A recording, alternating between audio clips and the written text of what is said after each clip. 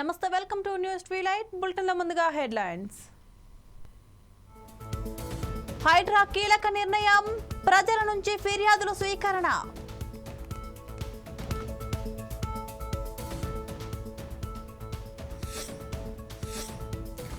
సూర్యాపేట జిల్లాలో దొంగల హల్చల్, తాళం వేసి ఉన్న ఇళ్లలో చోరీ.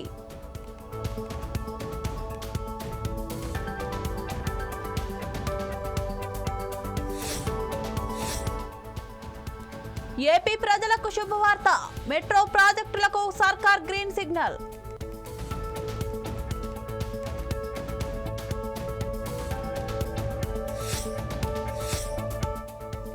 పుష్ప 2కు రాజకీయ రంగు, ఒకే ఫ్లెక్సీలో అల్లు అర్జున్, జగన్.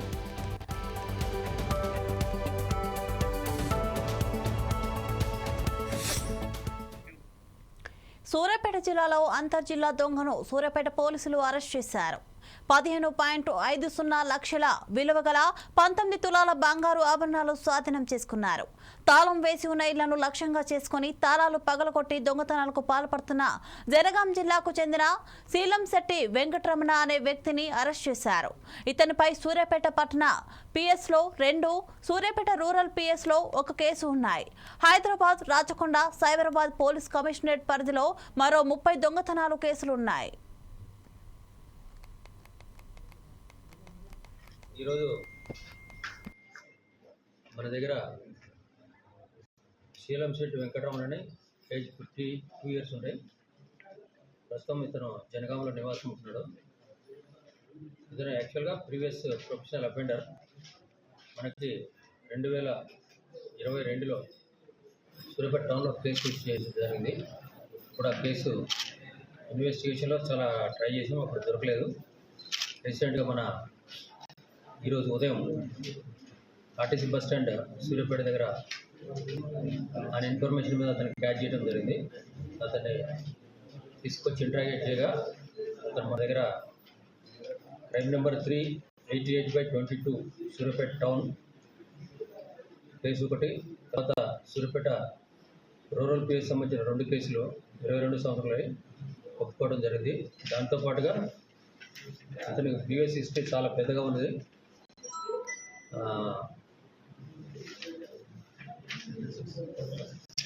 టోటల్ 30 కేసెస్ వరకు ఇంతకుముందు కేసులు ఇన్వాల్వ్ అయ్యాడు. దానిలో అరెస్ట్ చేయడం జరిగింది. తర్వాత విజయవాడలో కూడా తన మీద ఒక రికార్డ్ షీట్ మెయింటైన్ చేయడం జరిగింది. ప్రజెంట్గా మా సిఐ సూర్యాపేట టౌన్ రాజశేఖర్ వాళ్ళ టీం మరియు డిఎస్పీ ఆధ్వర్యంలో నిన్ననే చార్జ్ తీసుకున్న మా సిఐ సూర్యాపేట టౌన్ వీర రాఘవల్ గారి ఆధ్వర్యంలో కేసును ఛేదించి దొంగ దగ్గర నుంచి మనం అందాజా 19 తులాల బంగారం రికవర్ చేసాం. దాని కాస్ట్ 15,50,000 దాకా కాస్ట్ ఉన్నది. ఈరోజు ఇతన్ని అరెస్ట్ చేసి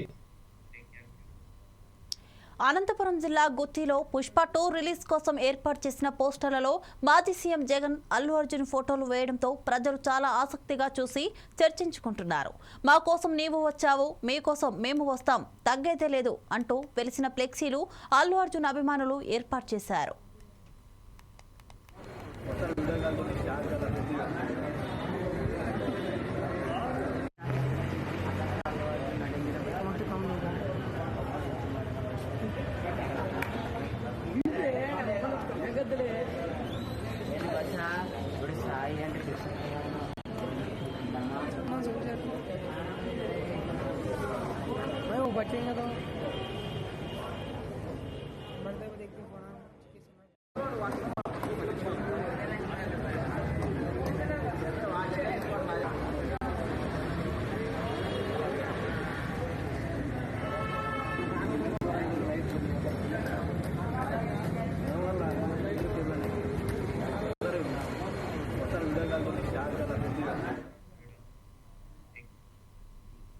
విజయవాడ మెట్రో రైల్ ప్రాజెక్టుకు గ్రీన్ సిగ్నల్ వచ్చింది. 11,009 కోట్లతో నిర్మాణం చేపట్టనున్నారు. 66.15 కిలోమీటర్ల నిడివితో విజయవాడ మెట్రో రైల్ ప్రాజెక్టు చేపట్టనున్నారు. మొదటి ఫేజ్లో 38.4 కిలోమీటర్లు, రెండో ఫేజ్లో 27.75 కిలోమీటర్ల నిర్మాణం చేపడతారు. మొదటి విడతలో 1,152 కోట్లతో భూసేకరణ చేసి మెట్రో రైల్ ప్రాజెక్టు ప్రారంభిస్తారు.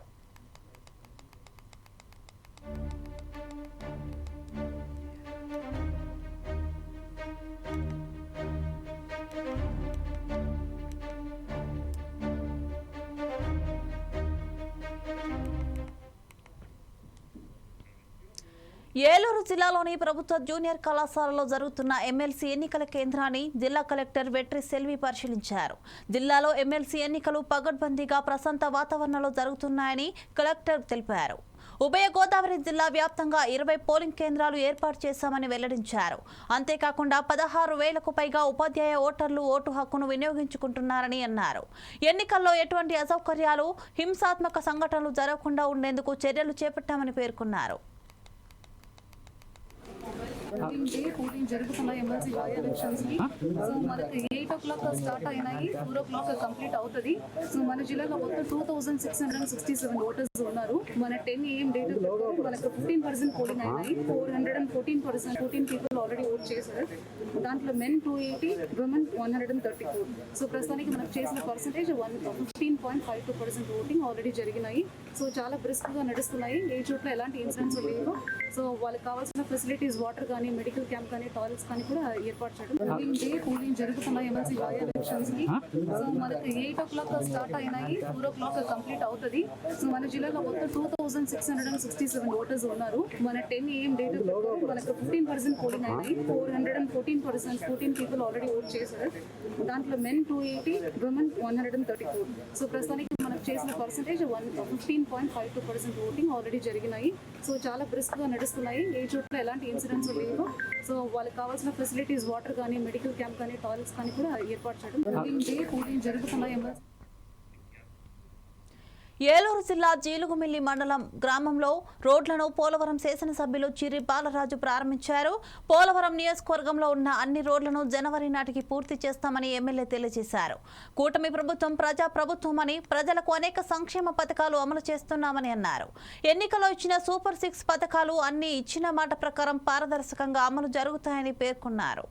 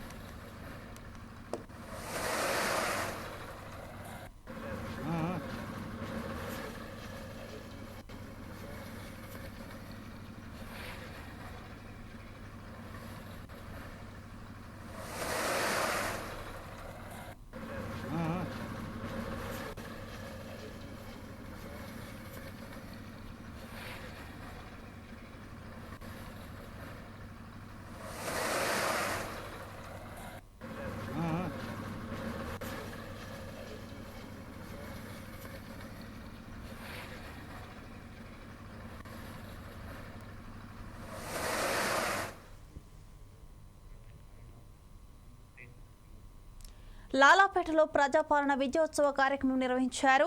ఈ కార్యక్రమంలో సికింద్రాబాద్ నియోజకవర్గ ఇన్ఛార్జ్ ఆదం సంతోష్ పాల్గొని మహిళలకు చీరలు పంపిణీ చేశారు. మొదటి సంవత్సరంలోనే ఇంత అభివృద్ధి జరిగిందని, వచ్చే 4 సంవత్సరాల్లో మరింత అభివృద్ధి చేస్తామని ఆదం సంతోష్ హామీ ఇచ్చారు. ప్రభుత్వం ఇచ్చిన ప్రతి హామీని నెరవేరుస్తుందని ఆయన తెలిపారు. మహిళలకు ఉచిత బస్సు, 200 యూనిట్ల వరకు ఉచిత కరెంటు, 2 లక్షల వరకు రుణమాఫీ చేశారని వెల్లడించారు. దేశంలో ఎక్కడా లేని విధంగా రైతులకు ఈ ప్రభుత్వం రుణమాఫీ చేసిందని అన్నారు. ప్రజాపాలన ప్రభుత్వం ఈ యొక్క తెలంగాణ రాష్ట్రంలో ప్రజాపాలన ప్రభుత్వం నడుస్తుంది. కాబట్టి మరి రాష్ట్ర ముఖ్యమంత్రి గారు, మరి రాష్ట్ర కేబినెట్, పిసిసి అధ్యక్షుల వారు 10 రోజుల పాటుగా ఈ ఒక్క తెలంగాణ రాష్ట్రంలో ప్రతి కాన్స్టిట్యున్సీలో మరి పండుగ వాతావరణం చేసుకోవాలని ప్రజా పాలన ప్రభుత్వాన్ని ప్రజల వద్ద తీసుకెళ్లాలని మరి నిర్ణయించడం జరిగింది. కావున ఈరోజు అందులో భాగంగానే మరియు సికింద్రాబాద్ కాన్స్టిట్యున్సీ మరి తార్నాక డివిజన్ లో లాలాపేట్లో ప్రజా పాలన మొదలైంది. కావున గత ప్రభుత్వం చేసింది ఏంది, మరి ఈరోజు రేవంత్ రెడ్డి గారి ఒక ప్రభుత్వం చేస్తుంది ఏంది అని ప్రజలకు తెలియజేస్తున్నాం. కావున గత ప్రభుత్వం మొత్తం కూడా లక్షల కోట్లు అప్పులు చేసి మరి మా ఒక్క ప్రభుత్వానికి పెట్టింది. కావున ఆ అప్పులు కట్టుకుంటా మరి ప్రజల వద్దల పాలన తీసుకెళ్తున్నాం. మరి వైసీపీ సీనియర్ నేత ఎంపీ విజయసాయి రెడ్డిపై లుకౌట్ సర్క్యులర్ జారీ అయింది. కాకినాడ సీపోర్ట్స్ లిమిటెడ్ కాకినాడ సెజ్లోని 3,600 కోట్ల విలువైన వాటాలను కార్నాటి వెంకటేశ్వరరావు నుంచి గత ప్రభుత్వ హయాంలో బలవంతంగా లాక్కోవడంపై ఆయన ఫిర్యాదు మేరకు సిఐడి కేసు నమోదు చేసింది.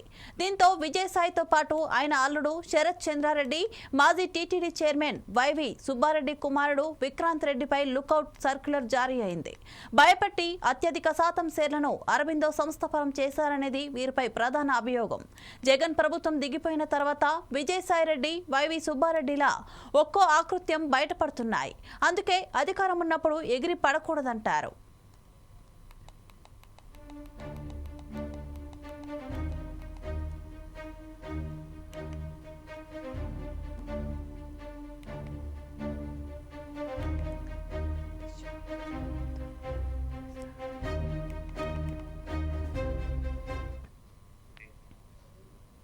సూర్యాపేట జిల్లా కేంద్రంలో మున్సిపల్ ఆఫీస్ సమీపంలో ధర్మ సమాజ్ పార్టీ వ్యవస్థాపక అధ్యక్షులు డాక్టర్ విశారదన్ మహారాజ్ ఆదేశాల మేరకు పార్టీ రాష్ట్ర నాయకులు నిరాహార దీక్ష నిర్వహించారు. పేద మధ్యతరగతి వర్గాలైన బీసీ, ఎస్సీ, ఎస్టీ, ఈ బీసీ విద్య, వైద్యం, ఉపాధి, భూమి, ఇల్లు సాధనకై నిరాహార దీక్ష చేపట్టారని పార్టీ రాష్ట్ర నాయకులు డి విజయరామరాజు తెలియజేశారు. రాష్ట్ర ప్రభుత్వంపై 5 డిమాండ్ చేశారు. ప్రతి గ్రామంలో ప్రజలందరికీ నాణ్యమైన ఉచిత వైద్యం అందించాలని తెలిపారు. ధర్మ సమాజ్ పార్టీ రాష్ట్ర వ్యవస్థాపక అధ్యక్షులు గౌరవనీయులు డాక్టర్ విశారదన్ మహారాజు గారి ఆదేశాల మేరకు ఈ రాష్ట్రంలో ఉన్నటువంటి బీసీ, ఎస్సీ, ఎస్టీ, ఈబీసీ ప్రజలందరికీ నాణ్యమైనటువంటి ఉచిత వైద్యం అందించాలని, నాణ్యమైనటువంటి విద్యను అందించాలని, ఒక నిరుద్యోగులందరికీ ఉపాధి కల్పించాలని, భూమి లేని పేర్లందరికీ నీటి సౌకర్యంతో కూడినటువంటి 1 ఎకరం భూమిని ప్రభుత్వమే పంచాలని, అదేవిధంగా ఇల్లు లేని పేదలందరికీ 200 గజాల స్థలంలో 4 గదులతో ఒక ఇల్లు నిర్మించాలనే డిమాండ్తోని మేము ఈ రాష్ట్ర వ్యాప్తంగా దాదాపు 1 నెల నుంచి నిరసన కార్యక్రమాలు చేయడం జరుగుతుంది. ఈ రాష్ట్రంలో ఉన్నటువంటి ఎవరైతే పబ్లిక్ అడ్మినిస్ట్రేషన్ ఆఫీసర్స్ ఉన్నారో, చీఫ్ సెక్రటరీ నుంచి మొదలు పెడితే జిల్లా కలెక్టర్లకు, ఎంఆర్ఓలకు వినతి పత్రాలు ఇచ్చి కలెక్టరేట్ల వద్ద నిరసన కార్యక్రమాన్ని తెలియజేయడం జరిగింది. అయినా కానీ ఈ ప్రభుత్వం నిమ్మకు నేరెత్తినట్లుగా వ్యవహరిస్తూ మా డిమాండ్ల పట్ల, మా ఆలోచన విధానం పట్ల అమలు చేయకుండా నిర్లక్ష్యం చేస్తున్నందుకు మరొక్కసారి నిరసనగా మేము 5 రోజుల పాటు ఈ సూర్యాపేట జిల్లా కేంద్రంలో రిలే నిరాహార దీక్షలను ప్రారంభించడం జరిగింది. అయినా కానీ ఇప్పటికీ ఈ ప్రభుత్వం ఈ భారత రాజ్యాంగం చెప్పినట్టుగా, ఇందులో ఉన్నటువంటి ప్రియాంబులు చెప్పిన విధంగా ఈ కేంద్ర రాష్ట్ర ప్రభుత్వాలు పనిచేయడం లేదని మరొక్కసారి రాజ్యాంగం మీద ప్రమాణం చేసినటువంటి రేవంత్ రెడ్డి గౌరవ ముఖ్యమంత్రి గారికి మరొక్కసారి తెలియజేస్తున్నాము. అయ్యా రేవంత్ రెడ్డి గారు, ఇప్పటికైనా మీరు భారత రాజ్యాంగం ప్రియాంబుల్ ఆర్టికల్ ఏం చెప్తుందో ఈ ప్రజలందరికీ న్యాయం చేయమని చెప్తున్నది. కానీ మీరు న్యాయం చేసే పరిస్థితులు లేరు. కేవలం అగ్రకుల కార్పొరేట్ వ్యవస్థలకు ఈ తెలంగాణ రాష్ట్రంలో ఉన్నటువంటి 1000 ఎకరాల భూములను దారాదత్తం చేస్తున్నారు. కానీ ఈ బీసీ, ఎస్సీ, ఎస్టీ, మైనార్టీ ప్రజలందరికీ ఒక నాణ్యమైనటువంటి విద్యను అందించలేని స్థితిలో ఉన్నారంటే మీరు ఒక్కసారి ఆత్మవిమర్శ చేసుకోవాలి. ఈరోజు ఒక పేదవాడు రోజు మొత్తం కూలికి పోయి వాళ్ళ పిల్లలను కార్పొరేటు స్కూళ్ళలో చదివించుకోలేని పరిస్థితి ఉన్నది. ఒక అనారోగ్యం పాలైతే ఒక కుటుంబం హైడ్రా మరో కీలక నిర్ణయం తీసుకుంది.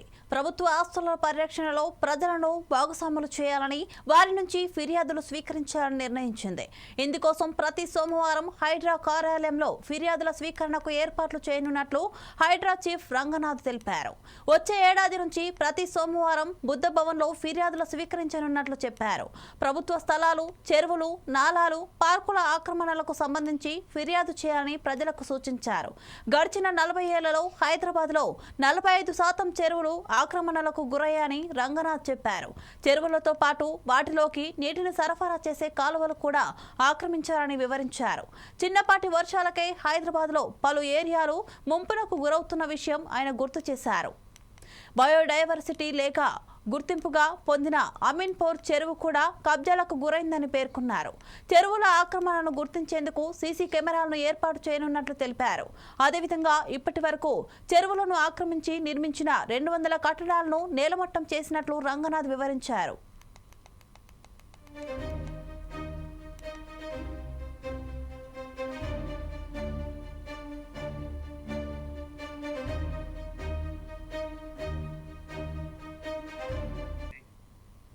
ఇవి బులెటిన్ అప్డేట్స్. మరో బులెటిన్లో మళ్ళీ కలుద్దాం. అంతవరకు సెలవు. నమస్తే.